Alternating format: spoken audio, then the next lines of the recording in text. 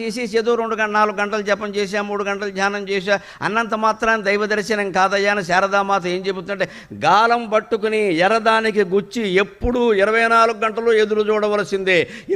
ఎప్పుడు భగవత్ సాక్షాత్కారం కలుగుతుందంటే ఎవరు చెబుతారండి? గాలం పట్టుకో, ఎర్రదానికి గుచ్చావా, ఎర్ర ఉండాలి కదా చేప పడాలంటే, మరి ఎర్ర గుచ్చు, గాలం పట్టుకో. చేపలు పట్టే వాళ్ళని గమనించండి, ఎంత శ్రద్ధ ఎంత ఓపిక ఉంటుందో. ఆ చెరువు దగ్గర కాలువ దగ్గర ఉండి అది వేసి ఇలాగే ఉంటాడు, తపస్సు చేసే ఋషిలా ఉంటాడండి బాబు.